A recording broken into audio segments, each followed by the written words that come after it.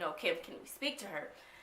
And my mom goes, Brittany, come down here. And I'm like, yeah.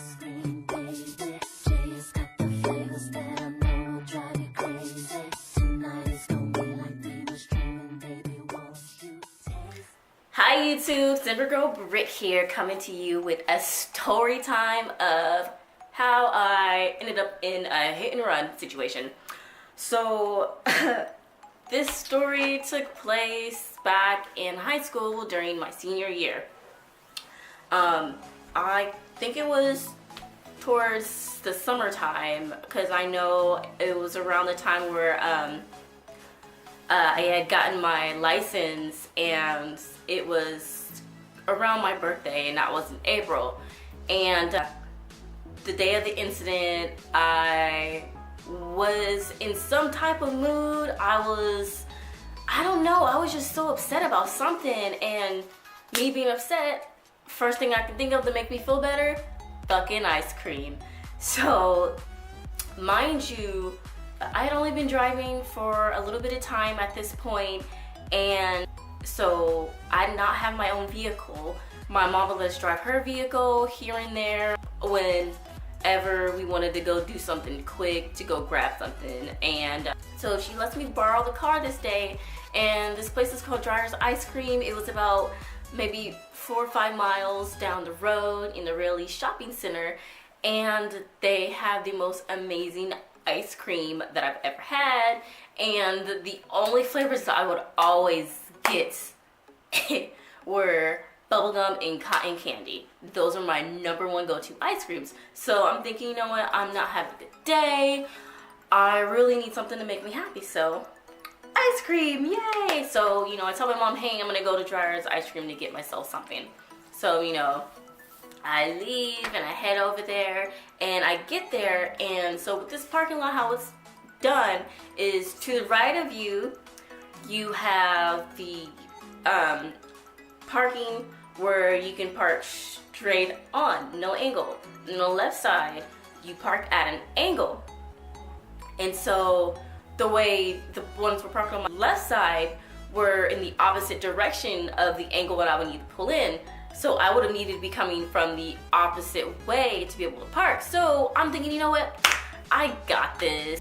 Mind you, my mom had a 2-door silver Chevrolet type car, and so the front end of the car is, super long.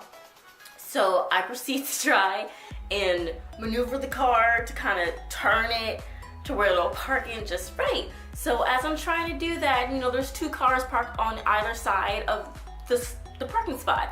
So I'm starting to go, and then, I'm turning in slowly, trying to take my time, trying to look at the front, thinking that I have enough space, but boom.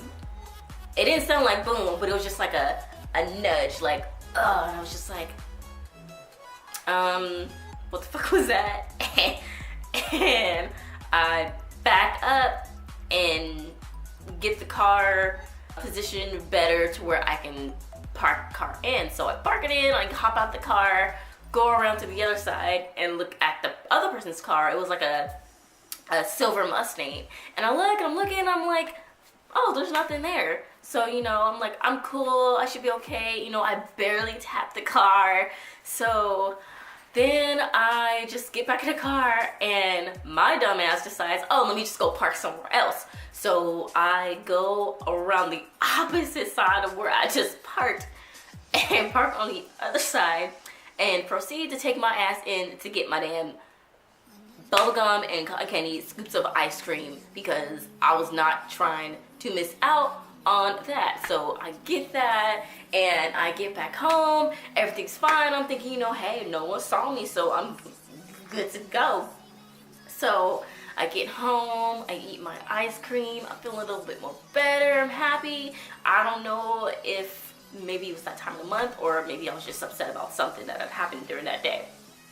So I finished my ice cream, and I take a nap, and I think I took like maybe an hour, 2-hour nap. I loved taking naps in high school. That was like one of my favorite things to do. I could not help myself. So, I take a nap, then all of a sudden I hear the doorbell ring.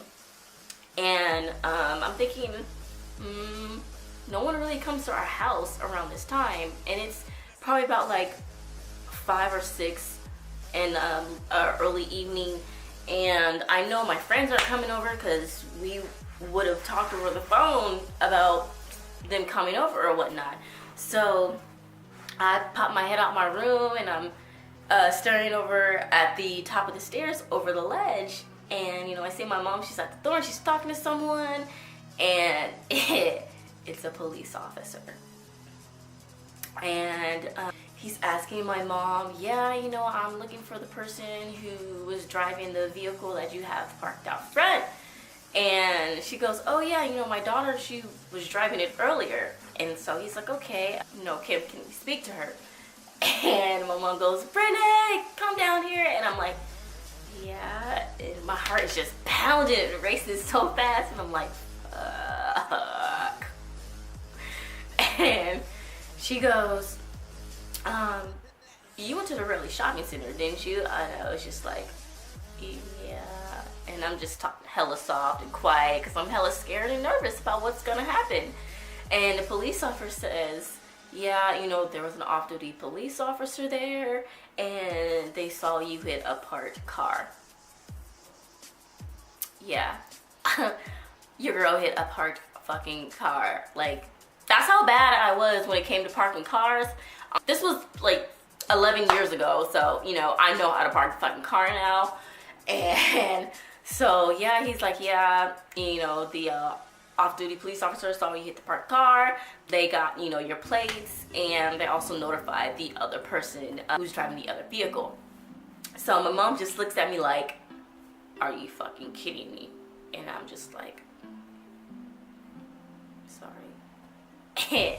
And the officer says, you know, next time maybe park somewhere far down if you have a hard time trying to park, you know, definitely don't let this situation happen again, you know.